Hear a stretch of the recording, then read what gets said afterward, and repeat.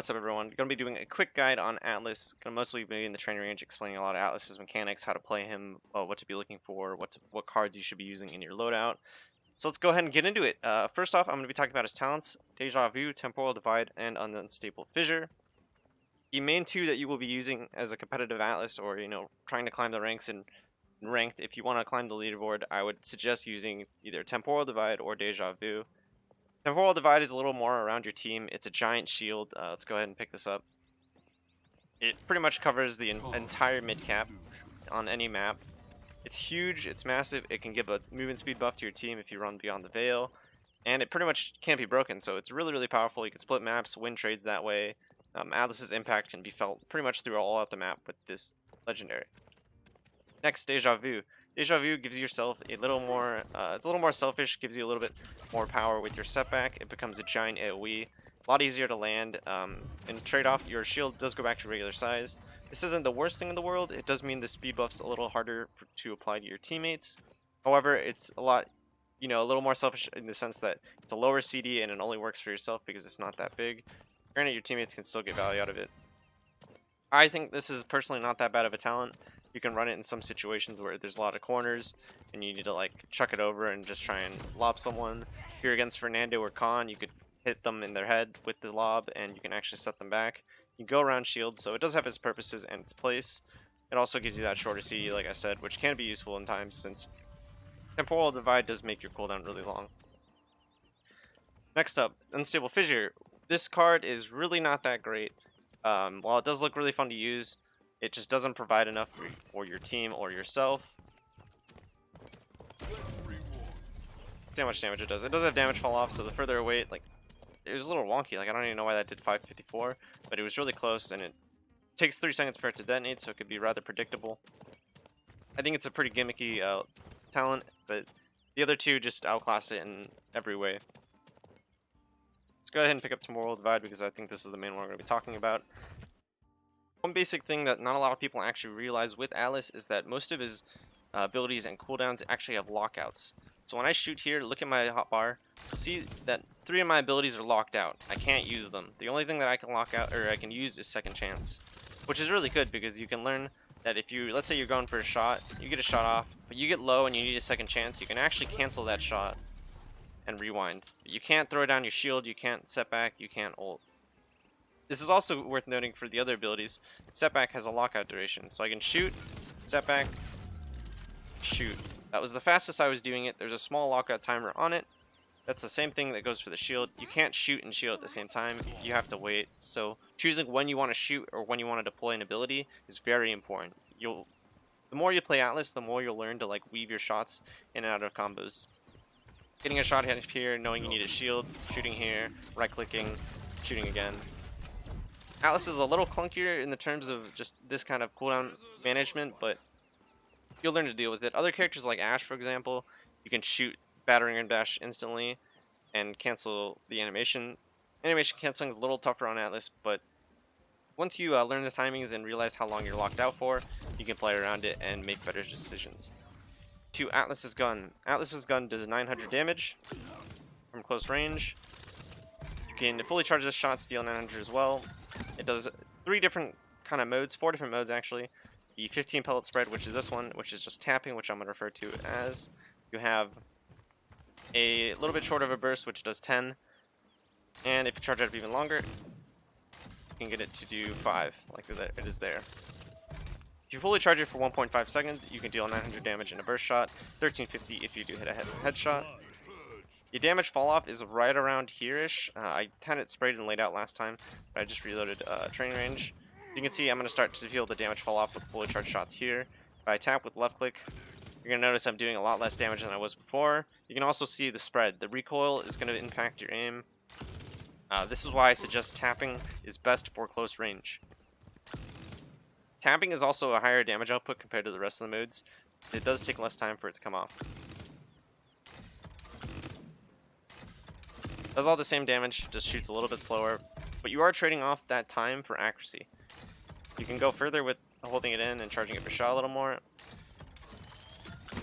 And you can fully charge shots. Fully charged shots are really good for long range poke. Atlas has some of the best long range poke out of all the tanks. You can deal minimum 720 damage. There, I'm still getting some of the fall off. We come all the way back here. This is where you really start to see the fall off. 720, and you won't have any more. This is the lowest damage possible. It's actually worth noting, I did find this out when I was recording this video. If you come back to about right here, the target indicator actually sits orange when you actually hit them. But if you move far enough back, your bullet will actually not travel that far. So you just won't do any damage. It's something that I noticed with a few other characters like Kinessa, Leon. They have that maximum distance before their bullets just don't travel that far. So next up, we're going to be talking about Big Wall, why it's so strong. Look at the size of this thing.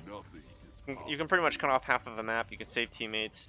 Go ahead and buy Chronos here for demonstration purposes. I can get my cooldowns back a little faster. Yeah, it's Big Wall. Despite the long cooldown, it's really valuable to teams. It's probably one of the big reasons why Atlas was prioritized so hard in competitive play.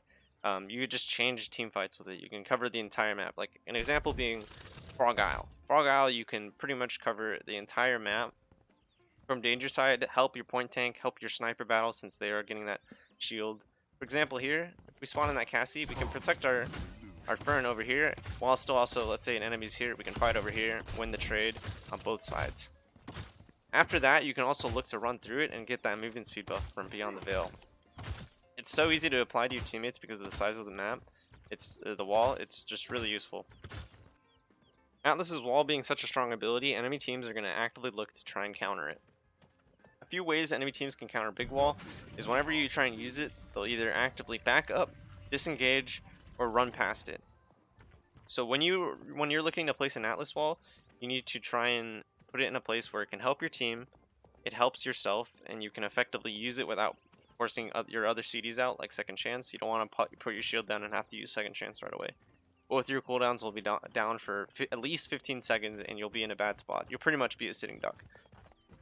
So yeah, you need to be able to make it hard for the enemy team to counter it by running away. So you need to put it in spots where it's hard for the enemy team to LOS. You can punish them for their positioning. You need to get value out of it for your teammates and yourself, while also making it in a good spot where they can't just run past it. You want to keep it a good distance so they can't run past your shield and just shoot you. So there's a lot of things that you have to think about when using Atlas Wall. Do remember that you can tilt it pretty crazy. So you can find some cool angles on maps. I recommend going into just a custom 1v1 with either a friend or a bot and going around on the maps and looking for all the great walls. That's actually a really good video. I'm probably gonna maybe come up with a video where I explain a lot of good wall placements for maps. My one that I'm thinking of right now is Frog Isle. Frog Isle is a really easy map to get good walls on. It's so open. It's a really condensed map where it's pretty much 2 lanes only. So if you center yourself on that map, you can cover the entire map, protect your sniper fight, protect yourself, protect your point tank, and you'll just win trades all across the board. Second Chance. Second Chance you can now be crippled out of, which is worth noting. Be careful of EVs. They're going to try and sneeze on you with their ult and try and stop you from getting that Second Chance off. My tip with Second Chance is try and find a comfortable health range at which you want to cancel, or you want to rewind. Excuse me, I need to turn these off so I can talk. So let's say you get to around 1500 HP. That's where you want to start thinking about Second Chancing. You get to 1000 HP, that's where you definitely want to be pressing the ability and rewinding, getting your full health back. It gives you health back based on your highest health count in the last 5 seconds. It also repositions you 5 seconds ago, meaning you can drop down, say look for a trade here, take some damage, and then Second Chance out and return to high ground. So when you are sitting on high ground, try to count in your head, remember how many seconds you've been down and about, so you can retain your high ground. The last thing you want to do is Second Chance and fall on the floor right here and be in a bad position without your Second Chance. One thing that's also worth noting, I won't be able to display it in the training range. I would have to go do it and record it.